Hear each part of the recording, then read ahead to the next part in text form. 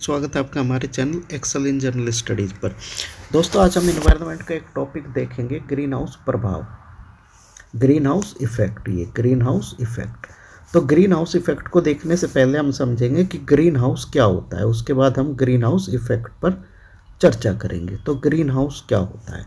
Green house एक कांच या प्लास्टिक का बना चैम्बर होता है। जैसे ये है, ये ग्रीन हाउस है, इसको बोलते हैं ग्रीन हाउस। ये कांच का बना होता है या फिर प्लास्टिक का एक चैम्बर होता है। जो ठंडे प्रदेश है, जैसे यूरोप है, यूरोप या फिर कनाडा है, या फिर अमेरिका के ऐसे क्षेत्र जो कनाडा को टच करते हैं, या नॉर्वे है, आइसलैंड है, ये सब जो ठंडे प्रदेश है, ग्रीनलैंड है। तो इन सब में अगर किसी पौधों को उगाने के लिए इसका ग्रीन हाउस का प्रयोग किया जाता है, प्लांट्स को ग्रो करने के लिए। जैसे किसी प्लांट के लिए कोई पर्टिकुलर टेम्परेचर रेंज है, सपोज ये है कि 15 से 20 degree 15 to 20 degree centigrade temperature range की ज़रूरत है किसी पौधे की वृद्धि के लिए। तो ये टेम्परेचर रेंज प्रदान करने का काम करता है ग्रीन हाउस। तो एक तापमान का संतुलन बनाए रखता है ताकि पौधे ग्रो कर सके। तो वैसे ठंडे प्रदेशों में अगर किसी पौधे के लिए थोड़े अधिक तापमान की आवश्यकता होती है, तो वहाँ पर उस पौधे को उगाने के लिए, उस पौधे की वृद्धि के लिए ग्रीन हाउस का इस्तेमाल किया जाता है ठंडे देशों में। ठीक है, अब इसको समझो, इसकी क्रियाविधि क्या होती है। जैसे ये ग्रीन हाउस है, ये बना हुआ है कांच का, ग्लास का। तो कांच में से सूर्य का प्रकाश, सोलर लाइट पास हो सकती है। कांच ट्रांसपेरेंट होता है तो उससे सूर्य का प्रकाश गुजर सकता है। तो ये है आपका सन, सूर्य, ये सोलर रेडिएशन। तो ये सोलर रेडिएशन पृथ्वी पर आता है। तो जो ये होता है ग्रीन हाउस, ये ग्रीन हाउस से गुजर जाता है और ग्रीन हाउस के अंदर चला जाता है। तो जो पौधा है, पौधा प्रकाश संश्लेषण कर सकता है इजीली ग्रीन हाउस के अंदर। अब ग्रीन हाउस करता क्या है कि जो सूर्य का प्रकाश है, ये होता है शॉर्ट वेवलेंथ का प्रकाश, लघु तरंग दैर्ध्य का प्रकाश होता है। तो ये ग्रीन हाउस इस प्रकाश को तो अपने में से गुजरने देता है। फिर जब पृथ्वी पर यह प्रकाश चला गया, तो पृथ्वी रात के टाइम, जैसे दिन में तो पृथ्वी उसको एब्जॉर्ब कर लेती है, रात के टाइम रेडिएट करती है, विकिरित करती है। तो जो पृथ्वी जब उस सूर्य के प्रकाश को विकिरित करती है, वो होता है दीर्घ तरंग दैर्ध्य का प्रकाश। एक सेकंड, हम इसको मिटा लेते हैं। ये अब आप समझो इसको, ये है जो सूर्य से प्रकाश आया, वो है लघु तरंग दैर्ध्य का प्रकाश।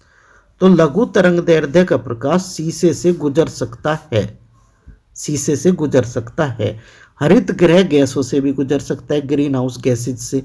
इसको मैं अगले लेक्चर में पढ़ाऊंगा, ग्रीन हाउस गैसेज को अगले लेक्चर में पढ़ाऊंगा। तो इसको अभी आप छोड़ दो, अभी केवल आप ग्रीन हाउस पर फोकस करो। ग्रीन हाउस बोलते किसको है? तो ग्रीन हाउस बना होता है शीशे या प्लास्टिक का। तो सूर्य से जो प्रकाश आया, वो शॉर्ट वेवलेंथ की लाइट थी, वो ग्रीन हाउस से गुजर गई, प्लांट के पास पहुंच गई, अर्थ तक पहुंच गई। तो वो प्लांट इजीली ग्रो कर रहा है।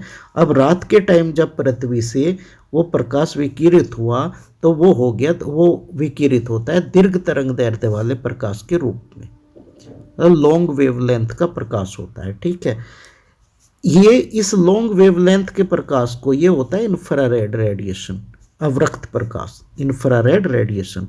इसको ये ग्लास अपने में से नहीं गुजरने देता है। जैसे सूर्य से तो प्रकाश आ गया, जब पृथ्वी ने विकिरित किया तो ये प्रकाश यहाँ पर ये रिफ्लेक्ट हो रहा है ना, तो रिफ्लेक्ट होकर ग्रीन हाउस के अंदर ही है। ये देखो, यहाँ से पृथ्वी से रिफ्लेक्ट हुआ, ये कांच ने आगे जाने नहीं दिया क्योंकि ये दीर्घ तरंग दैर्ध्य का प्रकाश है, अवरक्त प्रकाश है। तो ये यहीं पे रिफ्लेक्ट होकर ग्रीन हाउस के अंदर ही रहा। अब ऐसे ये देखो, ये पृथ्वी से रिफ्लेक्ट हुआ, जो लघु तरंग दैर्ध्य का प्रकाश पृथ्वी पर आया था, वो अब पृथ्वी उसको विकिरित कर रही है दीर्घ तरंग दैर्ध्य के प्रकाश के रूप में, अवरक्त प्रकाश के रूप में। तो ये अवरक्त प्रकाश को ये जो ग्रीन हाउस है, कांच का बना हुआ या प्लास्टिक का बना हुआ, ये अपने में से नहीं गुजरने देता है। तो ये रिफ्लेक्ट होकर ग्रीन हाउस के अंदर ही रहा प्रकाश।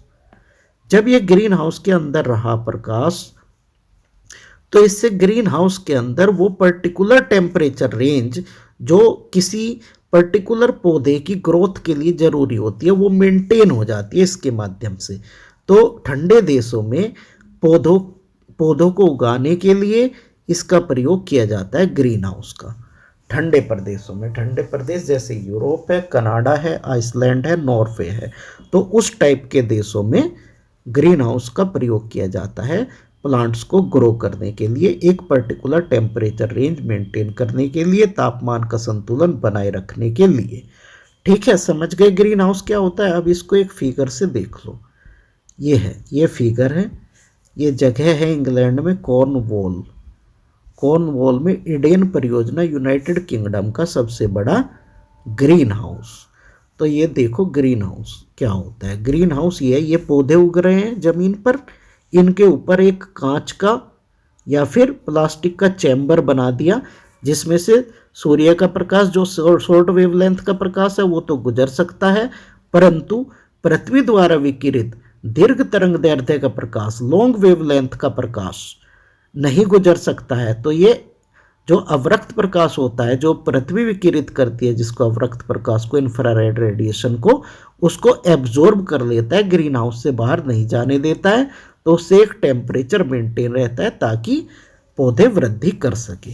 तो ये कॉर्नवॉल में यूनाइटेड किंगडम का सबसे बड़ा ग्रीन हाउस है। ठीक है, अब इसकी थोड़ी सी वर्किंग यहाँ पे देख लीजिए। ग्रीन हाउस ये कांच या प्लास्टिक का बना होता है। ठीक है, बनी एक संरचना होती है, कांच या प्लास्टिक की दीवारों के साथ बनी एक संरचना होती है। ये एक बॉक्स टाइप का होता है। अगर हमें एक पौधा उगाना है तो एक बॉक्स के साइज का होगा, अगर 10 पौधे उगाने हैं तो एक कमरे के साइज का हो सकता है कांच का चैम्बर।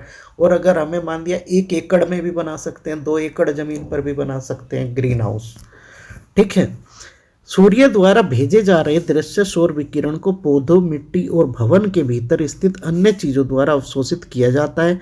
कांच इस विकिरण के लिए पारदर्शी है। जैसे सूर्य से जो विकिरण आया, ये दृश्य विजिबल लाइट, सूर्य से जो विकिरण आया उसके लिए ये ट्रांसपेरेंट है, अपने में से गुजर जाने देता है। ठीक है,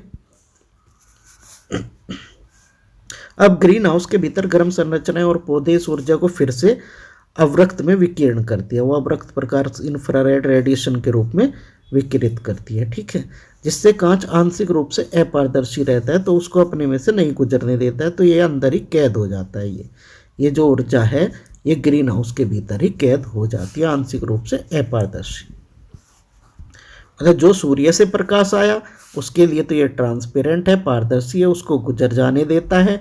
फिर जो पृथ्वी पर स्थित वस्तुएं हैं उनसे जब विकिरण हुआ, रेडिएशन हुआ, तो वो रेडिएशन होता है इंफ्रारेड रेडिएशन। इंफ्रारेड रेडिएशन के लिए ये अपारदर्शी होता है, उसको नहीं गुजरने देता है। तो एक particular temperature range green house के अंदर बन जाता है, एक पर्टिकुलर टेम्परेचर जिसकी हमें ज़रूरत होती है पौधों की वृद्धि के लिए। ठीक है,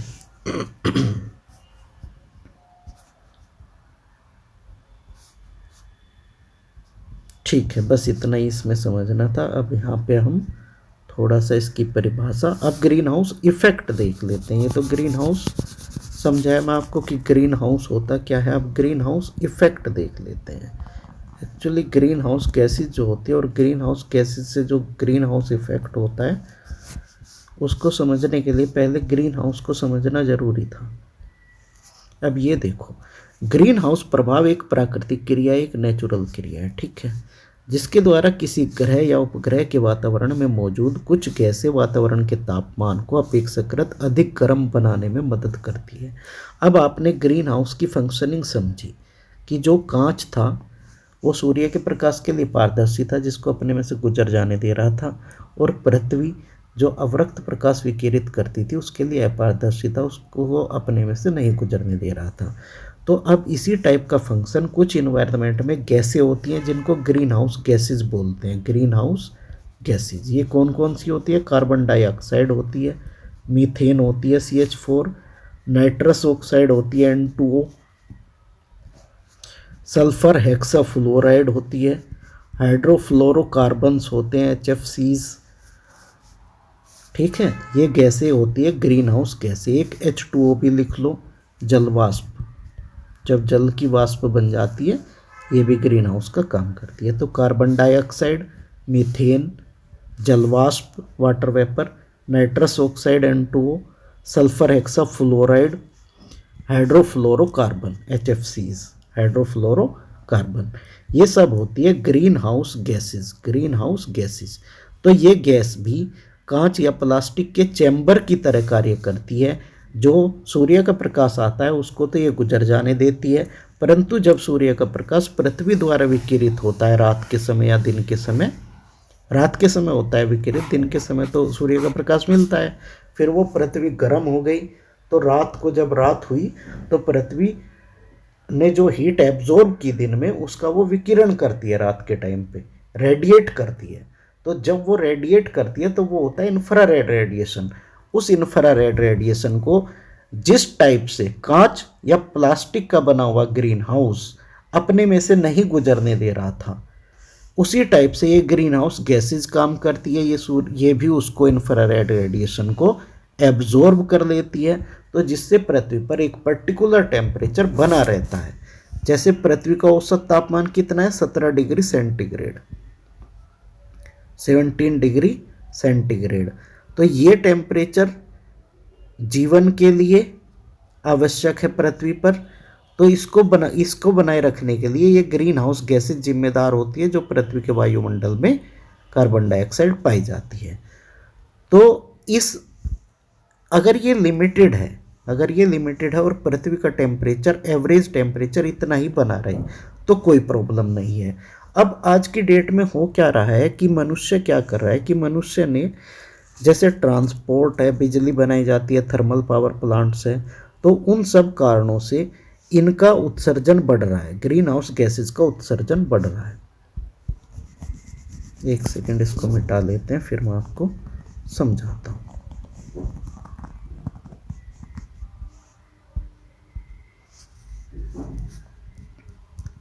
जैसे थर्मल पावर प्लांट है, थर्मल पावर प्लांट,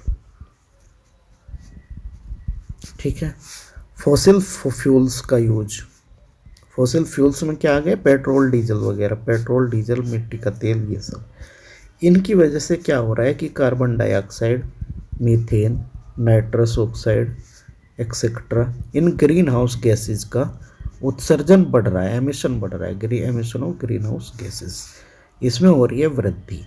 तो जब ये कार्बन डाइऑक्साइड, मीथेन और N2O की मात्रा बढ़ती जाएगी इन्वायरमेंट में, तो ये ज़्यादा हीट को एब्जॉर्ब करेगी, ज़्यादा इंफ्रारेड रेडिएशन को एब्जॉर्ब करेगी, तो उसकी वजह से पृथ्वी का टेम्परेचर बढ़ रहा है। इसी इफेक्ट को बोलते हैं ग्रीन हाउस इफेक्ट, ठीक है। ग्रीन हाउस प्रभाव एक प्राकृतिक क्रिया है जिसके द्वारा किसी ग्रह या उपग्रह के वातावरण में मौजूद कुछ गैसें वातावरण के तापमान को अपेक्षाकृत अधिक गर्म बनाने में मदद करती है। तो इसी ग्रीन हाउस इफेक्ट की वजह से क्लाइमेट चेंज हो रहा है, इसी ग्रीन हाउस इफेक्ट की वजह से ग्लोबल वार्मिंग हो रही है। वही सेम चीज़ जो ग्रीन हाउस में मैं आपको समझाई थी, वो लघु तरंग दैर्ध्य का प्रकाश होता है जो पृथ्वी विकिरित करती है, और दीर्घ तरंग दैर्ध्य का प्रकाश होता है जिसको ये हरित ग्रह गैसें नहीं गुजरने देती है अपने में से, तो ये एब्जॉर्ब कर लिया जाता है, ठीक है। प्राकृतिक ग्रीन हाउस प्रभाव, पृथ्वी की सतह गर्म एवं रहने योग्य, जैसे पृथ्वी पर जो जीवन संभव है वो भी इसी की वजह से संभव है, क्योंकि पृथ्वी का जो एवरेज टेम्परेचर है वो 17 डिग्री सेंटीग्रेड मेंटेन रहता है। तो ग्रीन हाउस गैसेज हमारे जीवन के लिए बेहद ज़रूरी है। अगर ये ग्रीन हाउस गैसेज पृथ्वी के वायुमंडल पर ना होती तो पृथ्वी का टेम्परेचर होता -20 डिग्री सेंटीग्रेड, जिस पर जीवन संभव ना होता। तो पृथ्वी पर जीवन संभव है, इसके लिए ये ग्रीन हाउस गैसेज ही जिम्मेदार है। तो ये एक तरीके से हमारे लिए लाभदायक है, ये हमारे लिए लाभदायक है। परंतु जिस स्पीड पर इंडस्ट्रियलाइजेशन हो रहा है, आर्थिक विकास हो रहा है, तो उसकी वजह से ग्रीन हाउस गैसेज की मात्रा में बहुत ज़्यादा वृद्धि हो रही है। तो जो वृद्धि हो रही है उसकी वजह से टेम्परेचर बढ़ रहा है, ग्लोबल वार्मिंग हो रही है, क्लाइमेट चेंज हो रहा है। तो पृथ्वी के इस माध्य ताप में वृद्धि हो रही है, एवरेज टेम्परेचर में वृद्धि हो रही है।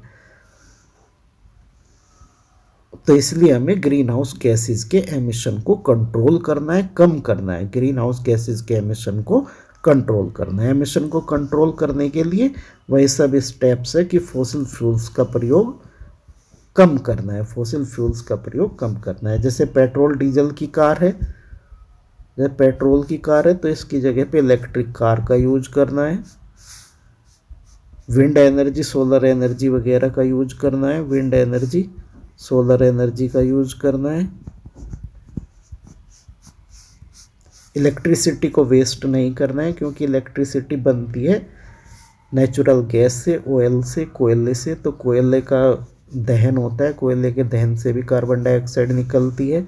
तो जितना हम बिजली को कम यूज करेंगे उतनी बिजली कम बनाने की ज़रूरत पड़ेगी, उतना कोयले का यूज कम होगा, उतना फॉसिल फ्यूल्स का यूज कम होगा। तो हमें मतलब कुल मिलाकर हमें अपनी आवश्यकताएं कम करनी है,